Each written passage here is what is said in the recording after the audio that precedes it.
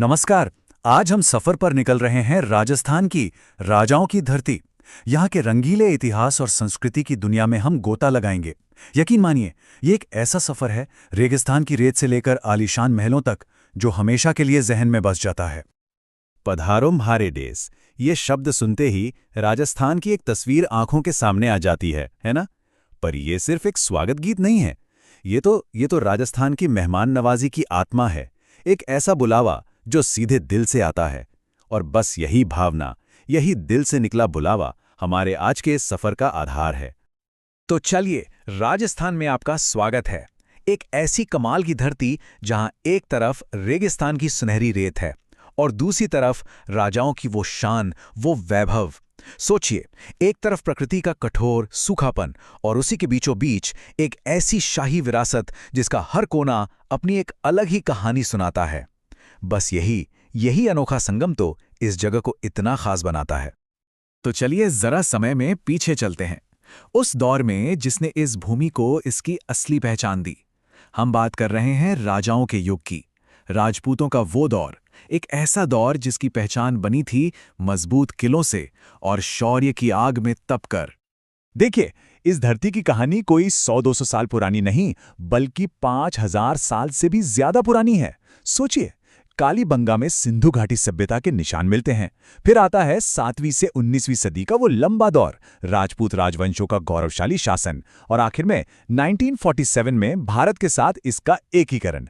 हर एक दौर ने इस जमीन पर अपनी एक अमिट छाप छोड़ी है। तो राजपूतों की पहचान आखिर थी क्या? वो थी वीरता, शौर्य और बलिदान। और ये सिर्फ कहने के लिए भारी भरकम शब्द नहीं थे, नहीं, ये वो मूल्य थे, वो सिद्धांत थे जिनके लिए वो जिए और जिनके लिए वो मर मिटे। और कमाल की बात यह है कि ये मूल्य आज भी राजस्थान की लोक कथाओं में, यहाँ की कविताओं में सांस लेते हैं। अच्छा, तो राजस्थान पर कई महान राजपूत वंशों ने राज किया। कुछ नाम तो सुने ही होंगे, जैसे मेवाड़ के गुहेल और सिसोदिया, मारवाड़ के राठौड़, अजमेर के चौहान और आमेर के कचवाहा। ये कुछ सबसे प्रमुख वंश थे और हर एक ने अपनी एक अलग, एक शक्तिशाली विरासत छोड़ी। और उनकी वो विरासत, वो आज भी पत्थरों में जिंदा है। जब हम इन शानदार पहाड़ी किलों और भव्य महलों को देखते हैं, तो ये सिर्फ इमारतें नहीं लगती, ये तो शक्ति और शान के जीते जागते प्रतीक हैं। और इनकी बनावट देखिए, इसमें हिंदू और मुगल वास्तुकला का ऐसा गजब का मेल है कि देखकर बस हैरानी होती है। तो चलिए, अब इन किलों की मजबूत दीवारों से जरा बाहर निकलते हैं। अब हम कदम रखने जा रहे हैं राजस्थान की कला और शिल्प की रंगीन दुनिया में। एक ऐसी दुनिया जो इस सूखी बंजर धरती पर जैसे रंगों की एक बहार ले आती है। अब राजस्थान की हस्तकला की तो बात ही क्या है, पूरी दुनिया में मशहूर है। वो रंग बिरंगे बंधनी और ब्लॉक प्रिंट वाले कपड़े, फिर वो लाख और चांदी के खूबसूरत गहने, और हाँ, वो बारीक मिनिएचर पेंटिंग्स जिनमें शाही जीवन और हमारी पौराणिक कथाओं को बड़ी खूबसूरती से उकेरा गया है। ये सब यहाँ की कला के नायाब नमूने हैं। अब बात करते हैं उस चीज की जो राजस्थान की असली आत्मा है, यहाँ का संगीत और नृत्य। रेगिस्तान की ये लय, ये इस राज्य की वो धड़कन है जिसमें यहाँ की सदियों पुरानी कहानियां और भावनाएं आज भी जिंदा हैं।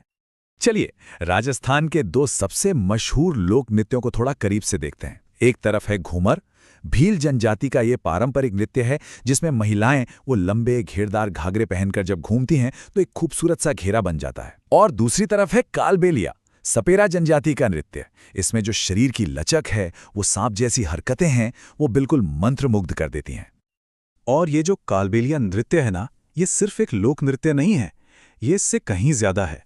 इसकी सांस्कृतिक अहमियत इतनी ज्यादा है कि इसे यूनेस्को ने अमूर्त सांस्कृतिक विरासत का दर्जा दिया है। मतलब ये पूरी दुनिया के लिए एक अनमोल धरोहर है। यहाँ का लोक संगीत तो बस रूह में उतर जाता है, वीरता और प्रेम की कहानियां सुनाता है। और जब ढोलक, सारंगी और करताल की धुनें इसमें मिलती हैं तो बात ही कुछ और हो जाती है। और हाँ, कठपुतली की उस सदियों पुरानी परंपरा को कैसे भूल सकते हैं। वो धागों के सहारे पूरी की पूरी कहानियों को मंच पर जिंदा कर देती है। पर ये सब बातें सिर्फ इतिहास की किताबों में दफन नहीं हैं, बिल्कुल नहीं। ये एक जीती जागती विरासत है, एक ऐसी विरासत जो आज भी राजस्थान के रोजमर्रा के जीवन में, यहाँ के लोगों की बातों में, उनके रीति रिवाजों में सांस लेती है। उदाहरण के लिए यहाँ की पारंपरिक पोशाक को ही देख लीजिए। पुरुषों का पहनावा है अंगरखा और धोती, और सिर पर वो शान से बंधी पगड़ी जो सिर्फ एक कपड़ा नहीं बल्कि उनके सम्मान का प्रतीक है। और महिलाएं वो घाघरा, चोली और ओढ़नी के रंग बिरंगे पहनावे में जैसे चलती फिरती संस्कृति की मिसाल लगती हैं। और अब बात करते हैं खाने की, जो यहाँ के मौसम की तरह ही बड़ा अनोखा है। देखिए, पानी की कमी है तो खाना ऐसा बनाया जाता है जो लंबे समय तक खराब ना हो। दाल बाटी चूरमा, गट्टे की सब्जी और वो तीखा लाल मांस, ये कुछ ऐसे जायके हैं जो इस धरती के असली स्वाद को जुबान पर ले आते हैं।